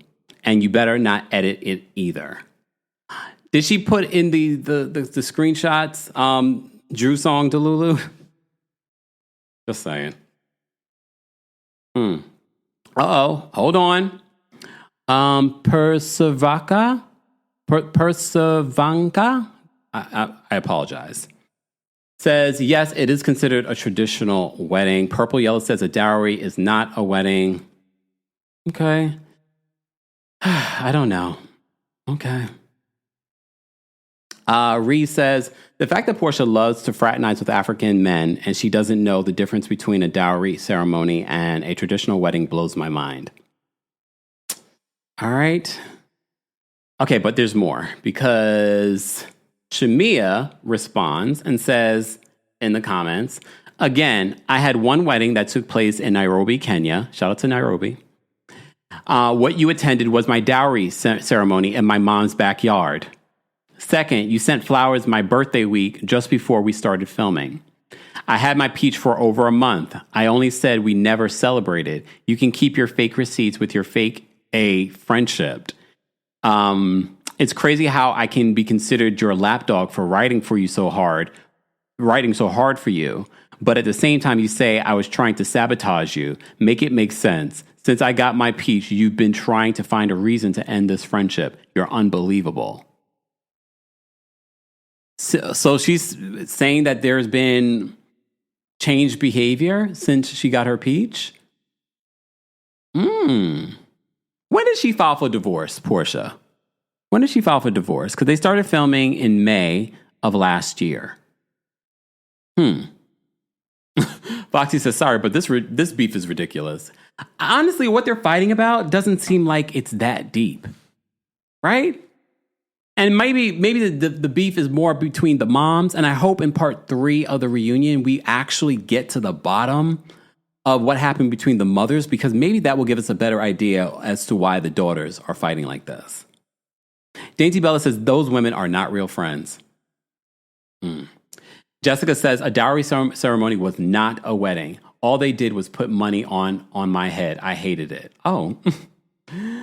Well, here's the thing. Clearly, there was an issue about Porsha not attending the wedding in Africa. Porsha says her medical condition caused it. Okay? So, I don't know. All right. Oh, Faith says that a dowry ceremony and traditional wedding can be done together. I don't know. I don't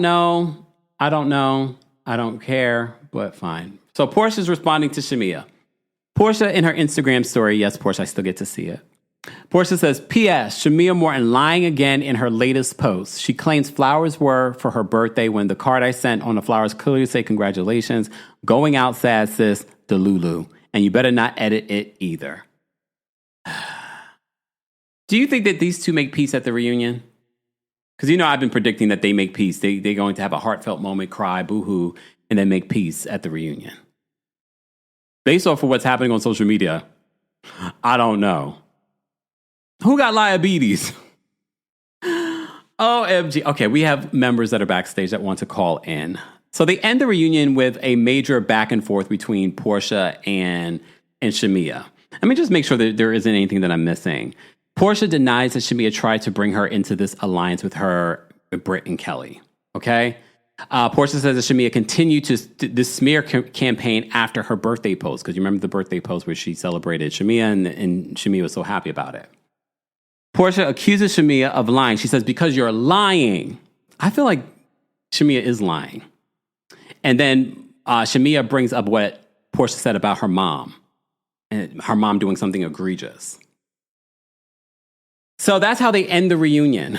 Porsha and Shamea going at it. Tamara says, so these posts are happening now. Apparently, and maybe more things are happening now. E-Boogie, thank you so much for the super chat. E-Boogie says, Porsha wanted RHOA all to herself, and that is okay, in my opinion. Yeah, especially how this ended up for Shamea. All right, live chat. I'm going to drop the calling for you guys in just a second.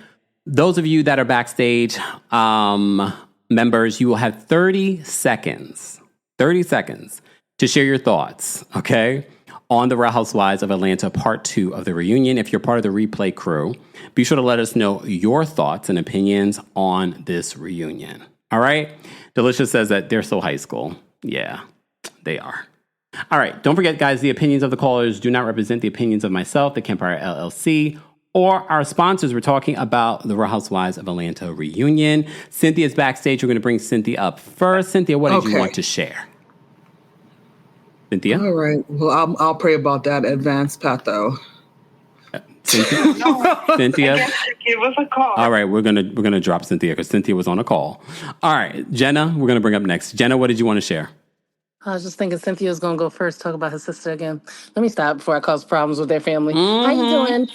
So kudos to you, Kempire, and I guess to Bravo, too, for making so much like 3 whole reunion parts. Is there one more part out of really nothing? Because they are really arguing about nothing. And I think that either the beef between Porsha and Shamea is not real, and it's going to be like you say, although I think she wasted her little hug on Drew already because she did that last episode. But she could do it again. Maybe she'll run it back. But I think maybe what some people are saying is true. Maybe they aren't really friends. Maybe they've just been around each other so long and their moms have been friends, but the friendship is not really real. And we're seeing it kind of break down as Shamea is getting more popular. And I know I want to respect the timer, but I'm just very sad about Malcolm-Jamal Warner. But it makes me think of him being reunited with his really close friends that was on Family Matters, who passed away some years ago. So I know he has his wife and his daughter, but remember she had stomach cancer. Yes. I looked up her name. It's Michelle something. The last name escapes me right now. But yeah, so that's just really sad. I can't believe out of the first core cast members to go, it was one of the kids first. It's a mess, but let me get off of here. I'll look up for your updates later on it. But everybody, love on yourself and, think of life and live life as much because it's short. All right. Amen. I'll let y'all go. Thanks, Jenna. Let me see if Cynthia's ready for us. Cynthia, are you there? Cynthia? Or not? Okay, so we'll have to go back to you. Toya, what did you want to share? Hey, Kempire, how are you? I'm well. How are you? I'm good. I've watched enough 90 Day Fiance to know that the dowry ceremony, it's before the wedding and you have to get permission. But it's normally not a big old party. But then, those people be broke on that show. So, but it's normally like to get permission, it's different. But then Porsha, girl, you should know because you was married to the African man, but he's already been married 5 times. So they probably not doing that dowry stuff no more. Yeah. They just like another wedding. Okay. Yeah. But I do feel like they was arguing about nothing. They really were. I don't know what they're going to do next episode. Bye, Kempire. Bye, Toya. They're going to bring out those husbands. That's what they're going to do. Lord. Nelson, the Virgo's backstage. Nelson, what's going on? Hey, Kemp, how are you? Oh, my God, I wrote my notes down, so let me try to do this in 30 seconds. So I put here, I feel like everything is just a setup for next season for beefs, between Kenya and Cynthia. I think the beef between Porsha and Shamea, it might be a little real. If they don't go through what's going on with the mothers next episode, I feel like that's just a setup for next season so that they can dive into what the beef is between the moms and stuff. And then I think the Drew and Shamea thing is weird.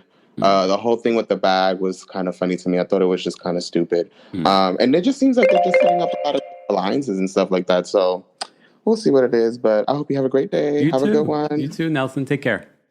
All right. Let's try Cynthia again. Cynthia, are you there? Oh my God, Kempire, I'm so sorry. It's okay. I was on the phone with my advisor. It's okay. It's all right. We came back. LaQuinta said, Cynthia, you okay, girl? What did you want to share? I'll try to get my MSN. I'm trying to get that degree. I know, that's right. The reunion last night was weird, Kempire. I'll make it real fast. Bring on Fallon and her husband. That would be good TV. What do you think? Yeah, I think so. And Shamea and Porsha, you know what? I'm so disappointed in Shamea. Shamea, why you turn out to be a liar? Shaliar. Oh, Shamea. It was okay. I give it a 5. Okay. That's it, Kempire. All right. Can't wait to see you in August. Yes, ma'am. See you soon. Take care, Cynthia. Kempire. Bye. Get that MSW. All right. Let's bring up DJ next. DJ, what did you want to share about the Real Housewives of Atlanta reunion? DJ, you're muted. DJ, what's going on with everybody today? Let me remove him then. Daff is backstage. Daff, what did you want to share? Hi, Kempire. How are you? I'm well. How are you? I'm well, thank you. This reunion is underwhelming. I really miss Kenya.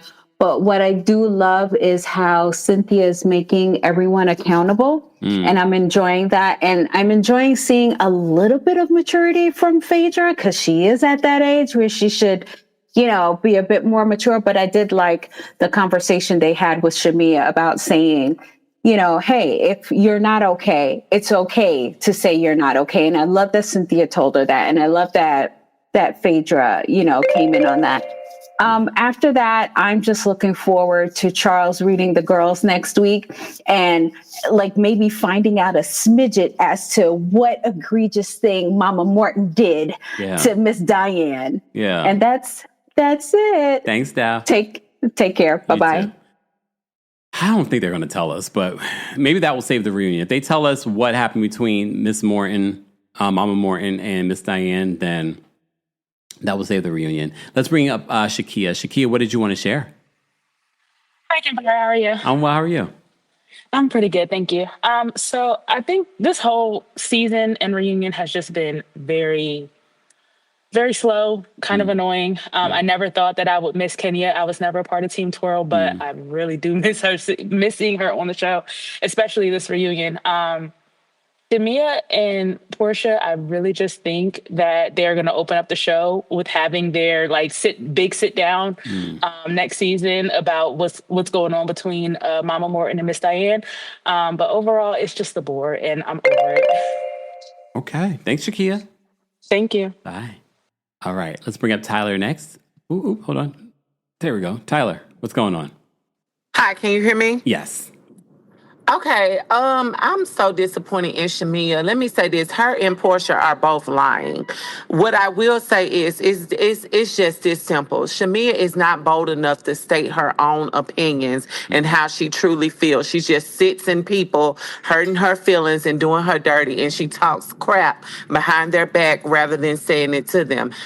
She needs to go to therapy. The next season, I need to see her sitting in therapy and talking about why you let people run over you. And that is so not Taurus-like. To a certain extent, because they're very loyal. But it's just, that's really what it is. A lot of what Shamea is saying is true. Like, Porsha is trying to manipulate the situation, but Porsha does have valid points. Tell me, speak how you feel, instead of going to everybody else. That would annoy me too. And I would treat her kind of the same way, because you act like you can't say how you feel. You and your Bob. Oh. But all right. Bye, Tyler. Let's try DJ again. DJ, are you there? Hey, what's up, Kimber? How you doing? I'm well. How are you? I knew as soon as I got on that Zoom that you were going to get. But why would Mama Morton sleep with Diane's husband? We never heard that. I know. I'm just starting. Here you go. Like that. But I, like everybody else, I disagree with the whole Shamea and the alliance thing. It was just strange. I mean, especially considering that half the season, the alliance was fighting, intermingling with one another. Then they were fighting with Porsha. It's just all a mess. But I look forward to the next week's episode.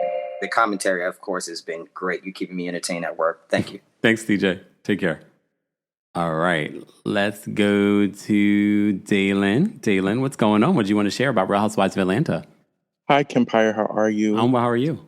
I'm good. Shamea, a huge disappointment, because I've noticed a lot, like when housewives get hyped up at the beginning of the season, they really have a really bad downfall at the end and at the reunion. And Shamea fell really hard, like really hard. And I noticed that once the alliance was brought up, Kelly went mute and was looking guilty, because I feel like some things went down in those group chats that she's scared to pop up on the screen.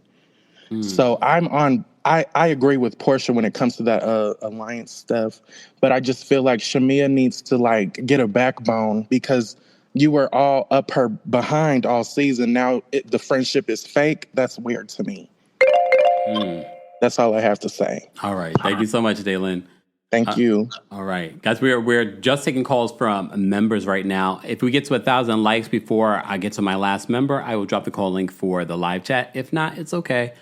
I got to go anyway. Okay. All right. Keith's backstage. We're going to bring Keith up next. Keith, what did you want to share in regards to Real Housewives of Atlanta's reunion? Hey, Kempire. Hey. So first of all, I just want to say I found it I literally just thought about this like a few seconds ago. How all of these new housewives have very interesting voices.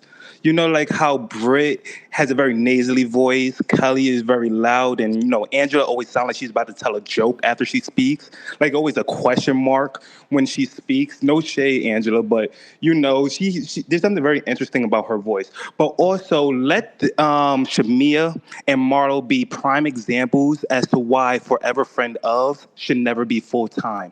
I mean, if they weren't full-time after their second season, then clearly there's a reason why.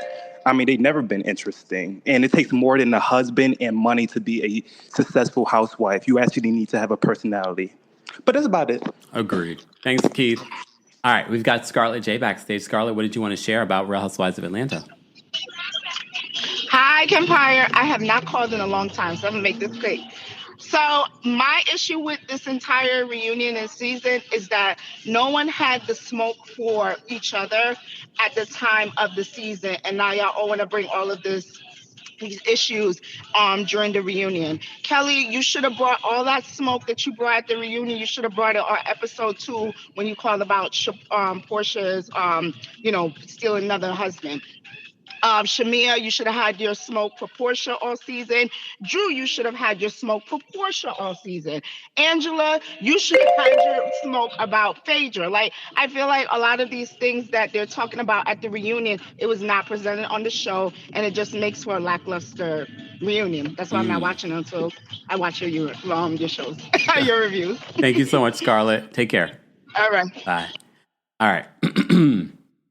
Let me bring up Dr. Payne, who's backstage. Hold on. Dr. Payne, what did you want to share? Dr. Payne, you're muted. Uh-oh. You're muted. I can't hear you. Uh-oh. Don't hear you, Dr. Payne. Oh, I'm so sorry. Someone called and it messed up my audio. Hi, Kempire. Hi, everybody. Hey. I'm not going to beat a dead horse. We know Shamea is just, silly to me. The whole thing is silly. Why are we not talking about Kelly? Kelly is underwhelming, you guys. I mean, she's there's nothing there. There's no substance. There's no meat. The only housewife that is good, in my opinion, of the new ones, of course, is Angela. She messed up with the receipts. Angela only. Everybody else can go. Shamea, friend of. That's it. I can't wait to come see you, Kempire. You're going to make me catch a flight. Yes. Bye. Come on now, flight. All right, Dr. Payne. Looking forward to seeing you. All right. Let's bring up Jackie Brown, who's backstage. Hold on, Jackie. What's going on, Jackie? What did you want to share? Hi, Kempire. It's nice to finally catch a live. Yes. I've tried several times before. I honestly did not watch the episode. I do rely on your recaps. Thank you. Heavily, but thank you for all that you do, because we do appreciate it. That's all I wanted to say. Oh, thank you so much, Jackie. I appreciate you calling in. Welcome. Have a Bye-bye. good day. You too. Bye. Bye. All right. I'm going to drop the call-in link, and we didn't reach our goal of 1,000 likes, but I'm going to try and be nice and get to some of the callers really quickly just because I got a little bit of time. Oh, yeah. How come we didn't talk about that? I wonder if this comes up. Legally on Top says folks aren't talking about her being permanently banned from FINRA. Angela's, too, has a pass. Maybe that'll come out next season? Maybe? I'm surprised that didn't come up during the reunion. But there's still a third part. All right. I'm going to drop the call-in link for the general audience. Keep liking the video if you haven't already. Let me bring up Keisha with an E. Backstage. Keisha, what did you want to share? Hey, Kempire, can you hear me? Yes.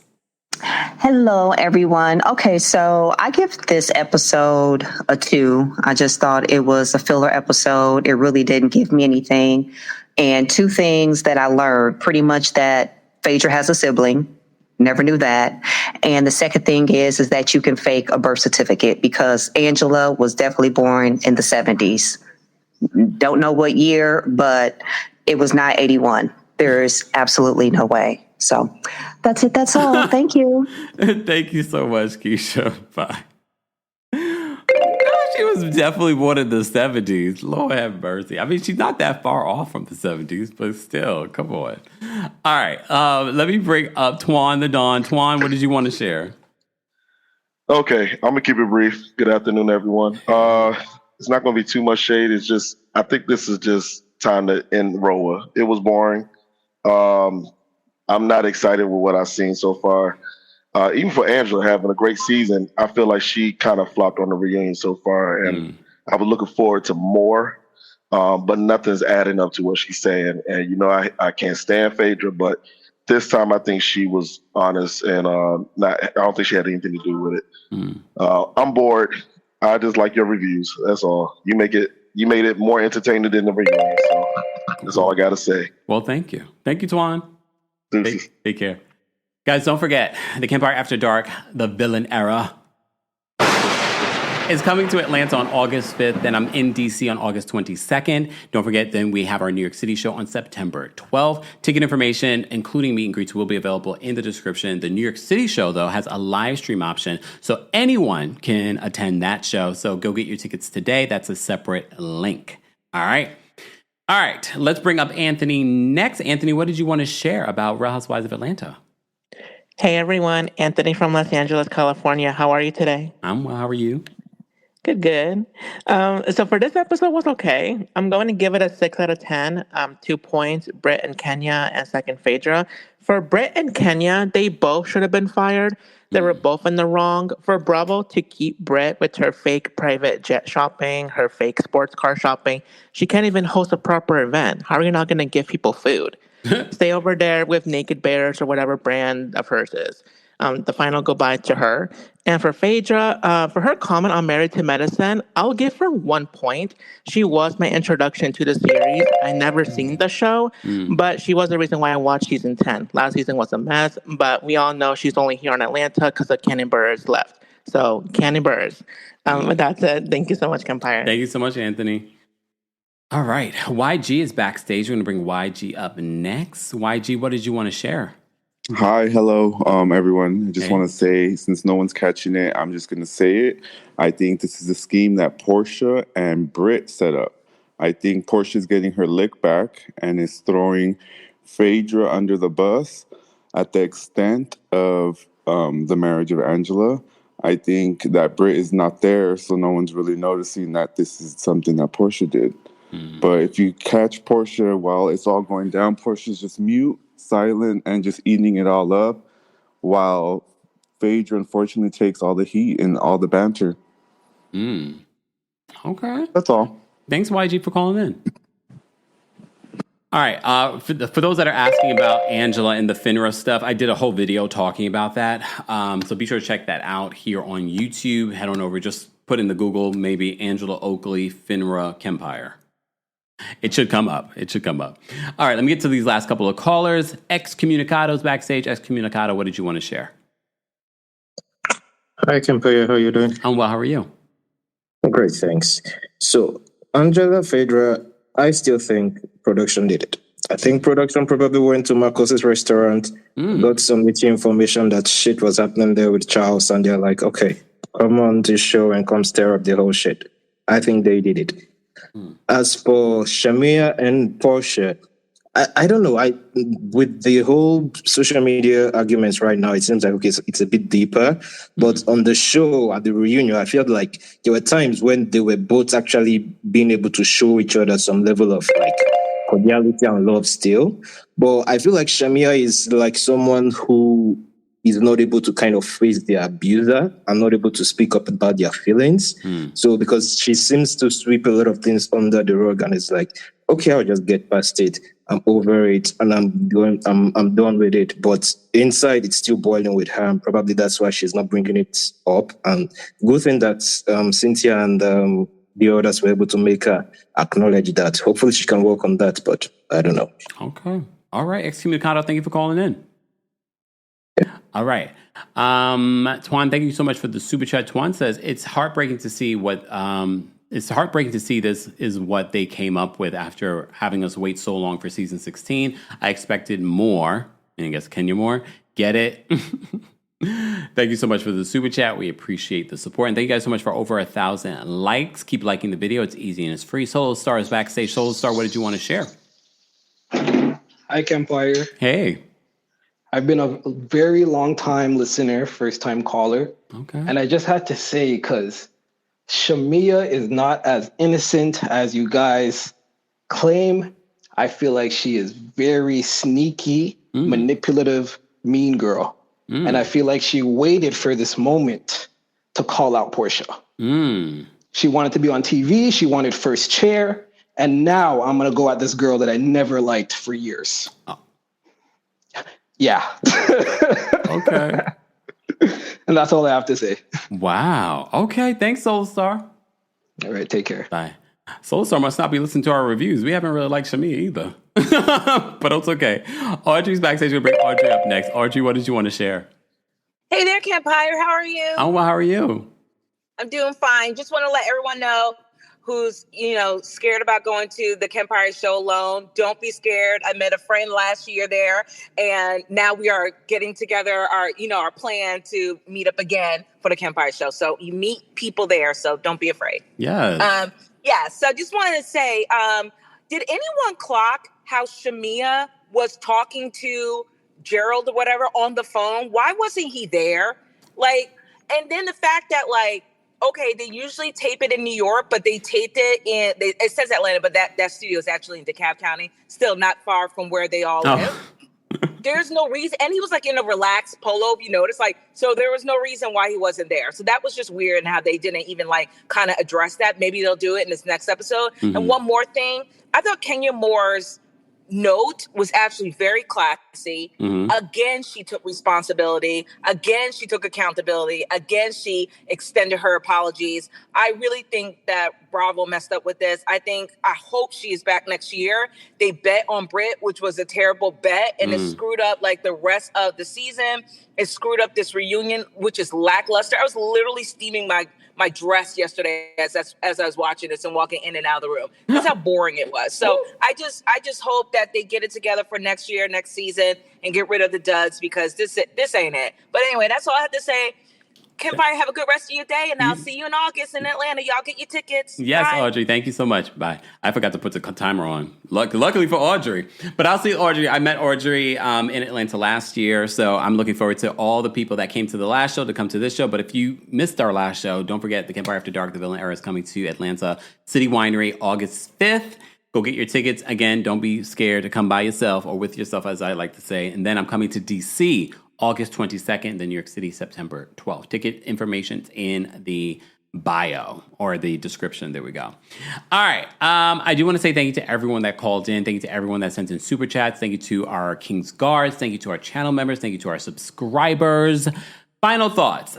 Based off of part 1 and part 2, again, I don't think this reunion needed to be 3 parts, because the next part will be with the husbands coming out. And very much like what Audrey said, I don't understand. Again, for the majority of the season, we barely saw Gerald. So the excuse of the reason why she wasn't on the show was because what? He didn't do anything this season. So I think they just were not interested in Shamea until they were just trying to put together a cast this season. And then Porsha's return fell apart because of the divorce. And they wanted someone that was married. So I think that's what motivated production and the network to give Shamea her peach. And now we understand why they, for many years, did not give it to her. Yeah.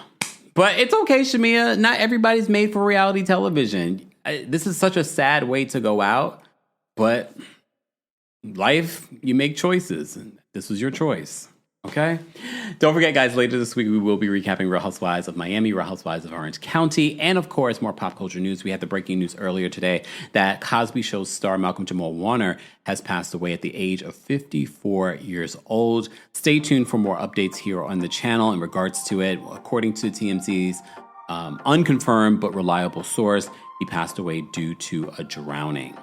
Very, very sad. So rest in peace to him. As I always say, this is a reminder to us that are living and healthy and with our friends and family to live more fully.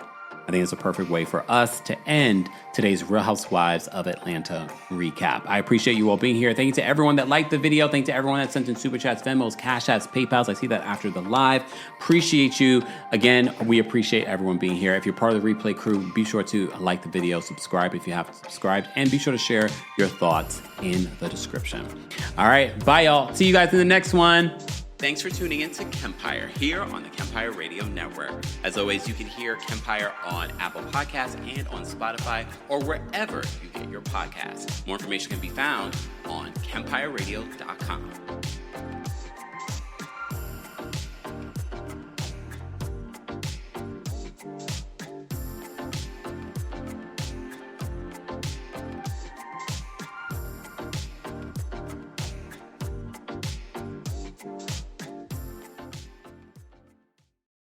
If you're a podcast host, listen up, this one's for you. My name is Allie Jackson. I'm the host of Finding Mr. Height, a dating and relationship podcast that I've been doing for 4 years now, sharing my positive and practical approach to dating that's built on my own life experience. And I wanted to share another experience that I've had, my secret behind monetizing my show. It's called Red Circle, and I was just telling my colleague about how much I love their platform. With Red Circle, not only am I getting a seamless hosting experience, but I also love the support I receive in ad sales. It's not just typical ad sales either. It's targeted opportunities based on my show and my life. And the platform is super simple. You just set your preferences and Red Circle matches you with sponsors that align with your show. You can vet every opportunity and their platform gives you great analytics. More recently too, my Red Circle team has brought me opportunities outside of my podcast on social media to really augment the podcast partnerships, bring them full circle. I just can't recommend them enough. If you want to give it a try, go to redcircle.com to get your free trial. That's redcircle.com for a free trial.